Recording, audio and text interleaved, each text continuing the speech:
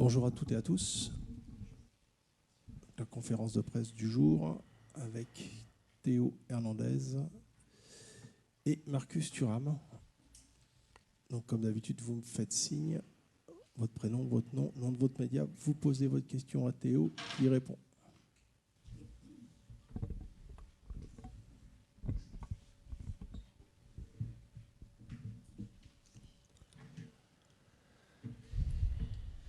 Bonjour Théo. Emmanuel Baranguet pour l'AFP. Est-ce que tu peux nous donner ton avis du nouveau rôle très particulier qui t'est attribué depuis les deux matchs amicaux, ces rôles un petit peu asymétriques des deux latéraux, qui est visiblement taillé pour tes qualités de contre-attaquant. Qu'est-ce que tu en penses, toi, le premier concerné, s'il te plaît? Bonjour. On est en train de travailler plusieurs choses avec le coach et l'équipe. Puis voilà, après on sait que moi j'aime bien attaquer, j'aime bien la phase offensive, mais comme je t'ai dit, on a travaillé plusieurs trucs avec le coach et puis on verra lundi, c'est ce qu'on va faire. Bonjour Théo, Damien Degor, l'équipe. Le tirage au sort vous place dans le groupe de l'Autriche, mais aussi celui des Pays-Bas, où il y a Dumfries qui joue. Tu restes sur une confrontation assez douloureuse, hein, finit par un carton rouge, et puis une réaction de Dumfries insultante ensuite. Si tu recroises la route, et tu peux recroiser la route sur le terrain de Dumfries, est-ce que tu sauras tirer les enseignements de ce qui s'est passé à San Siro et rester calme en toutes circonstances? Non, pas du tout. Pas du tout. Moi, je reste calme. Après, c'est normal. Entre l'Inter et le Milan, il y a une rivalité très, très importante. Ce qui s'est passé ce jour-là, voilà, c'est des trucs qui se passent. Moi, je suis tranquille. Si je le vois, je dis bonjour, j'ai aucun problème. Bonjour Théo, Jean-François Pérez pour le JDD. Tu faisais partie de l'équipe qui avait subi le 1 partout en 2022 à Vienne. Ça avait été un match difficile pour l'équipe de France. Tu me regardes comme si tu étais un peu dubitatif. Non, si. Okay. Ça avait été un match difficile. Résultat pas terrible non plus. Vous aviez été, je crois, frappé par l'intensité du jeu autrichien, du physique autrichien. Qu'est-ce que tu penses, toi, de cette équipe? Qu'est-ce qu'il va falloir faire pour arriver à remporter ce premier succès? Merci. Ouais, c'est vrai que on sait que c'est une compétition où il y a des très bonnes équipes. Contre l'Autriche, c'est vrai qu'on a pris un bon coup, qu'on a fait 1-1 là-bas. On sait que c'est une grande équipe. Voilà. Après, nous, on est en train de travailler pour arriver à ce premier match le mieux possible. Et puis voilà, on est en train de travailler. Et puis j'espère que lundi, on va gagner ce match. Bonjour Théo, Benjamin Quarez pour Le Parisien. Lors du mondial au Qatar, tu avais eu des mots assez forts pour ton frère qui avait été déclaré forfait malheureusement assez tôt, en disant que tu jouais pour deux, que tu t'avais demandé de ramener la coupe à la maison. Est-ce qu'il a eu des mots similaires là avant cette compétition? Est-ce que tu joues cette fois-ci encore une fois pour deux, parce qu'il est encore absent malheureusement? Ouais, c'est vrai que c'est une situation un peu triste, non? Premier match de l'Euro, il se blesse au genou. Là, premier match de la Coupe du Monde, il se blesse. Là, avant l'Euro, il se blesse aussi encore une fois. C'est triste. Mais bon, je parle tous les jours avec lui. Il va mieux. Moi, j'espère qu'on va faire le mieux possible, arriver le plus loin possible aussi pour lui. Et voilà, comme je t'ai dit, je parle avec lui tous les jours. Lui, il va très bien maintenant. Et puis c'est ça. Bonjour Lucas. Bonjour Théo. J'étais un peu... Pardon, excuse-moi. Lucas, il n'est pas là. On le salue quand même. Est-ce que tu peux nous expliquer ce que ça change d'avoir Adrien Rabiot à tes côtés lorsqu'il est là, lorsqu'il n'est pas là? Est-ce que les adaptations sont les mêmes? Est-ce que tu montes avec la même confiance? Et lorsqu'il est là, est-ce que justement il t'apporte un peu plus de sérénité sur ton replacement? Ouais, c'est vrai qu'Adri, c'est un très grand joueur. J'aime bien jouer avec lui parce que quand je monte, il peut être un peu derrière pour me couvrir le dos. Mais bon, quand Adri il y va, moi je peux rester aussi. Mais comme je t'ai dit, Adri c'est un très grand joueur. J'aime beaucoup jouer avec lui parce que aussi des fois il m'aide, il me dit ce que je dois faire. Et c'est pour ça que j'aime bien. Bonjour Théo, Fabrice Hawkins, RMC. Avec ce nouveau changement de système, tu es amené aussi à jouer de temps en temps avec Marcus Thuram sur le côté gauche. Qu'est-ce que ça change par rapport à quand tu joues avec Kylian? On a vu que tu as depuis plusieurs mois, la connexion elle est fluide entre toi et Kylian. Qu'est-ce que ça change de jouer avec Marcus Thuram? Et deuxième question sur le mercato, ton nom circule un petit peu partout. Est-ce que tu vas gérer les deux pendant cette période où tu seras en équipe de France, ou est-ce que tu vas vraiment faire l'Euro et ensuite voir ce qui se passe avec le Milan? Je te reprends la première question première. Non, c'est vrai qu'avec Kylian, on s'entendait très bien sur le terrain. Après, mais on voit, on a des très grands joueurs. Après, celui qui joue de mon côté, je suis très content de jouer avec lui. Marcus aussi, on a vu la saison qu'il a fait à l'Inter, mais c'est vrai qu'il a fait plus d'attaquants, plus dans l'axe. Mais bon, je suis très content de jouer avec lui. Après, la deuxième question, moi je suis 100% pour jouer ce Euro. Après, si je dois rester à Milan ou je dois partir, on verra après. Bonjour Théo, Vincent Duluc. Qu'est-ce que j'ai fait? Oui, c'est bon. Est-ce que ce que Didier Deschamps fait dans la préparation, à savoir 3 défenseurs et 3 plus hauts quand vous avez le ballon, tu le prends comme une confiance pour tes qualités offensives, ou tu le prends aussi pour il croit pas en moi comme défenseur?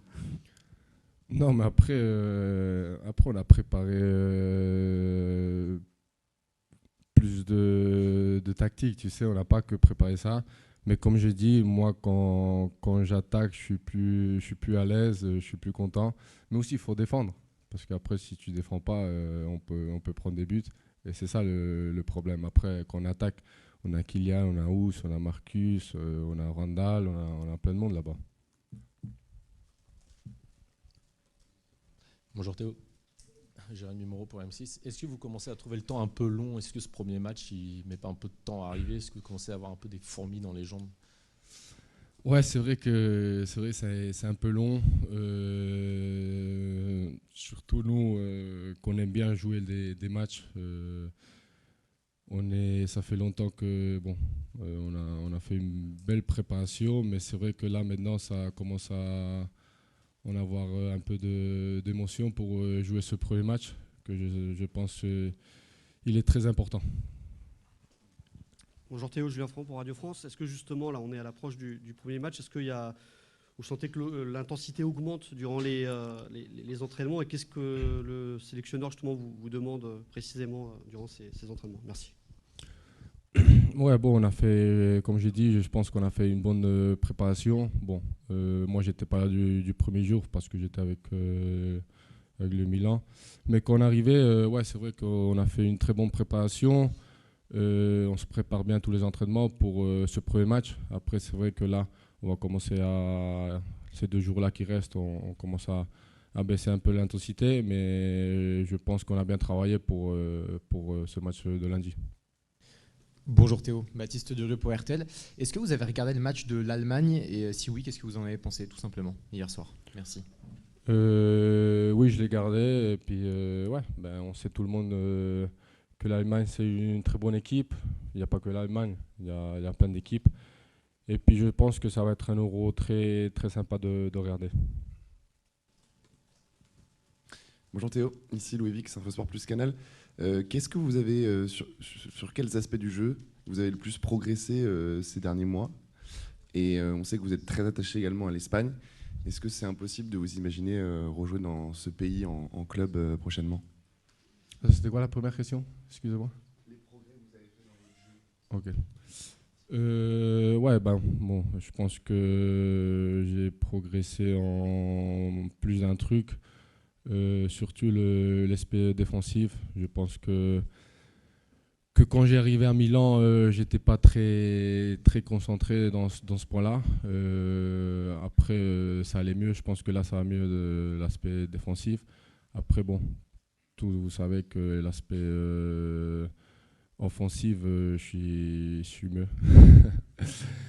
Et puis après, un retour en Espagne, non, je ne pense pas à revenir jouer en Espagne encore. Comme j'ai dit, je suis concentré à ce taureau-là, que je pense qu'il est très important pour nous et pour la France. Bonjour Théo, Andrea Laperna pour le site de France Info. On a beaucoup posé des questions sur le retour d'N'Golo Kanté à tes coéquipiers. Toi, comment tu le sens dans le groupe? Quelle est ta relation avec lui? Une relation très, très bonne. Je pense qu'il est comme toujours. L'autre jour, je jouais avec lui et je croyais qu'il était un jour en plus.